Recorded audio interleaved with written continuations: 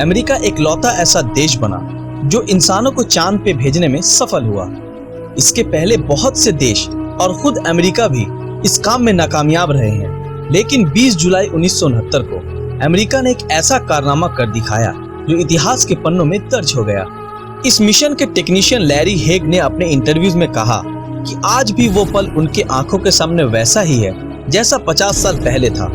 चंद्रमा की ओर पहला सफलतापूर्वक मानवीय मिशन अपोलो 11 यान के जरिए किया गया, जिसने चांद पे पहुंचने वाले पहले व्यक्ति नील आर्मस्ट्रांग और एडविन ऑल्ड्रिन को चंद्रमा की सतह पर पहुंचाया। ये अभियान अपोलो अभियान का 5वां और चंद्रमा पे जाने के लिए तीसरी और सफल उड़ान बनी।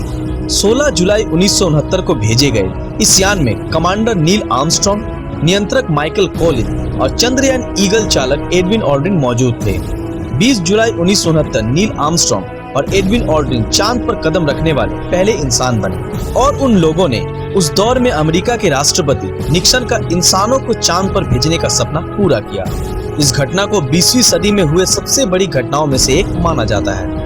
इस प्रक्षेपण को करीब 10 लाख लोगों ने राजमार्ग और प्रक्षेपण केंद्र के करीब समुद्री तटों से देखा और करीब 60 करोड़ से भी ज्यादा लोगों ने इस ऐतिहासिक घटना को टीवी पर देखा। अपोलो 11 अंतरिक्ष यान को सैटर्न 5 रॉकेट की मदद से 16 जुलाई 1969 को सुबह के 9:32 पर केनेडी स्पेस स्टेशन से भेजा गया था।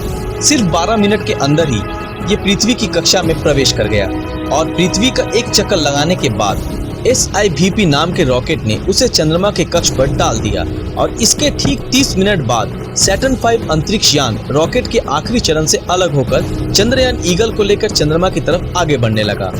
19 जुलाई अपोलो 11 चंद्रमा के पीछे वाले हिस्से पे पहुंचा और अपने रॉकेट की सहायता से चंद्रमा की कक्ष में पहुंच गया।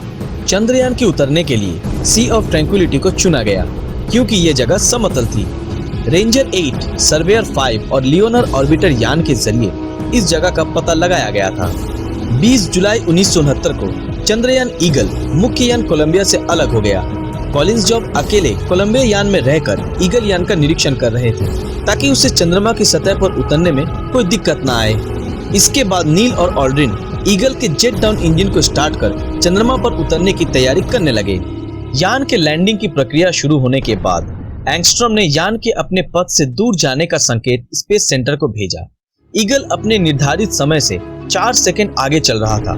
इसका मतलब ये था कि वे चुने गए जगह से मीलों दूर उतर सकते हैं। तभी ईगल कंट्रोलर और डायरेक्शन कंप्यूटर ने खतरे के सिग्नल भेजने शुरू कर दिए, जिससे आर्मस्ट्रांग और ऑल्ड्रिन जो कि खिड़की से बाहर का नजारा देखने में मशगूल थे, उनका ध्यान उनके कंप्यूटर पर गया और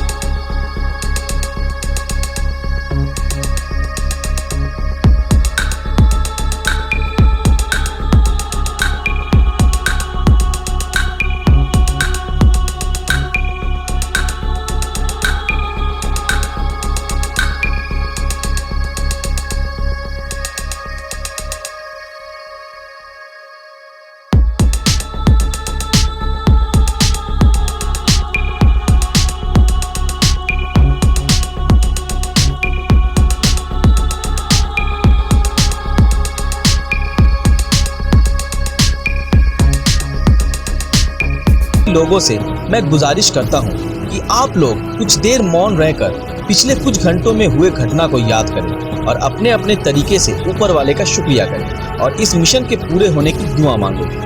अपोलो 11 के लैंड के 6.5 घंटे बाद 21 जुलाई रात के 2:46 पर नील आर्मस्ट्रांग ने चंद्रमा पे अपना पहला कदम रखा और कहा, इंसान के लिए ये बस एक छोटा सा कदम है, लेकिन इंसानियत के लिए मानो ये एक बहुत बड़ी छलांग है। अगले 2.5 घंटों तक आर्मस्ट्रांग और ऑल्ड्रिन मिलकर तस्वीरें लेने, नमूने जमा करने और पत्थर जमा करने में लगाए। इसके बाद दोनों ने मिलकर early Apollo scientific experiment package की स्थापना की और अमेरिकी झंडा लहराने की तैयारी में जुट गए और इस काम के लिए उन्हें 2 घंटों से भी ज्यादा का समय लगा। इसके बाद तकनीकी बाधाओं और खराब मौसम के बावजूद चांद की सतह से टीवी पर सीधा प्रसारण शुरू हो गया। जो कि ब्लैक एंड व्हाइट था और जिसे लगभग 60 करोड़ से भी ज्यादा लोगों ने देखा। आर्मस्ट्रांग ने उनके ईगल यान की कुछ तस्वीरें भी ली, जिससे चंद्रमा की सतह पर उतरने के बाद के हालातों की जांच हो सके। इसके बाद उन्होंने धूल और मिट्टी के कुछ और सैंपल भी इकट्ठे कर लिए और टीवी कैमरे से आर्मस्ट्रांग ने चंद्रमा की सतह के चारों ओर के दृश्य भी लिया और इसके बाद दोनों साथ मिलकर कैंगारू की तरह उछलने का मजा लेने लगे। उन्होंने बाद में ये बताया कि वहाँ की मिट्टी काफी फिसलन भरी और एकदम पाउडर की तरह बारीक थी, जिसे उन्हें चलने में काफी दिक्कतें भी आई। उसके बाद दोनों ने मिलकर अमेरिकी झंडा लहराया और अमेरिकी राष्ट्रपति निक्सन से फोन पे बातें की। ऑल्ड्रिन यान में पहले वापस आए। उन लोगों ने बड़ी ही मुश्किल से